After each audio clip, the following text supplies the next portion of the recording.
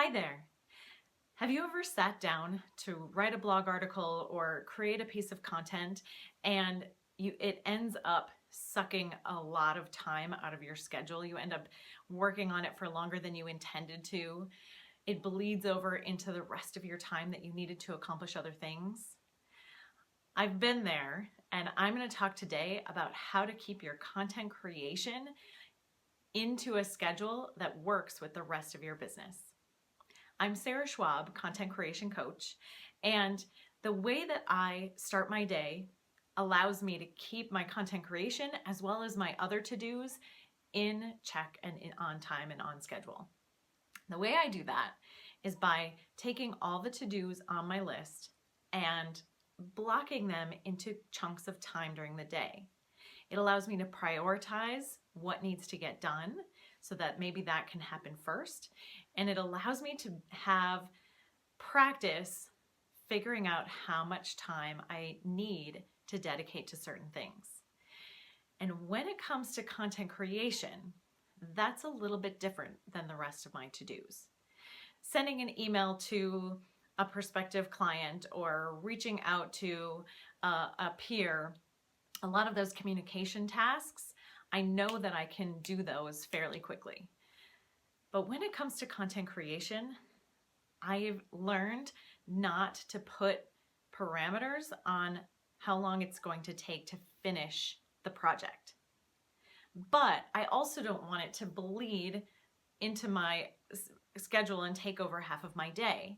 So I still block a period of time that I'm going to spend on content creation. That's my writing time. That's my video time. That's my, content creation, creative time. And whatever I'm able to accomplish in that time is what I'm able to accomplish. I'm able to move those projects forward. And that's all that I'm trying to accomplish. I'm not trying to finish a task. I'm simply trying to spend those 45 minutes or that hour or maybe 90 minutes in a focused, creative, productive way. And by the end of it, I want to be able to look at what I've created and feel like I've accomplished something. Because here's the thing, creativity doesn't always cooperate. It doesn't always want to show up when you need it to show up. We have a few tools that we use in the Content Creation Club to help us get into a more creative place and to support our content creation habit. But the first thing is simply to give yourself that block of time without an expectation for completion, simply an expectation for moving forward, for putting something on the page, for getting something out there. And if you do that on a regular basis, at least twice a week, then you will be putting content out there before you know it.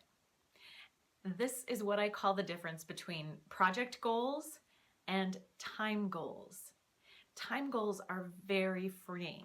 It allows you to simply have the goal be that I'm going to spend this amount of time doing this.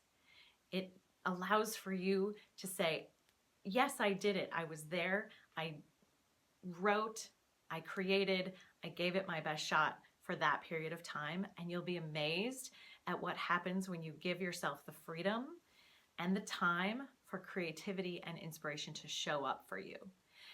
Because if you go in with too specific of expectations, sometimes you actually block out the experience and the creativity that you want to cultivate.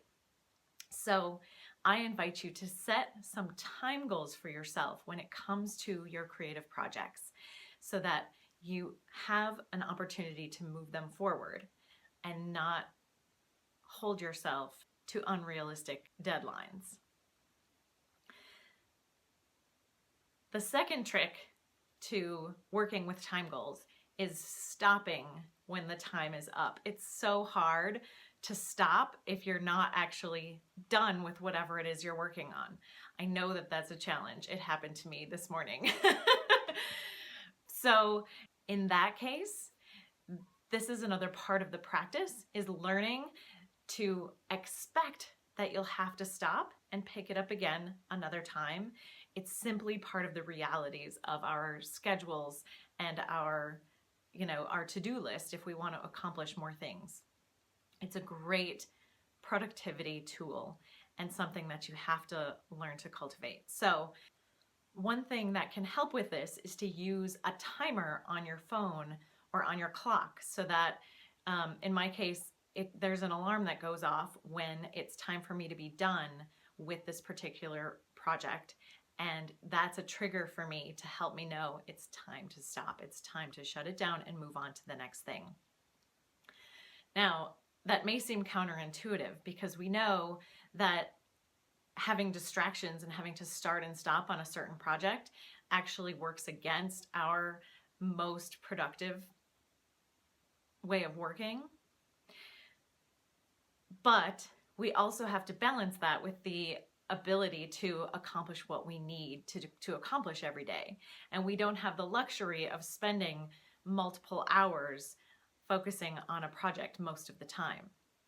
So it's important also to train yourself to be very focused for that period of time. If it's 45 minutes or 60 minutes, maybe 90 minutes, no more than that, because really our brains aren't built to really be highly focused for much longer than that anyway. It's time to take a break. It's time to shift your focus and do something else.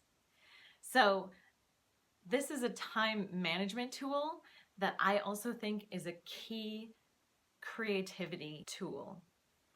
And I hope that you'll look at how you can use time goals to accomplish your creative projects for your business.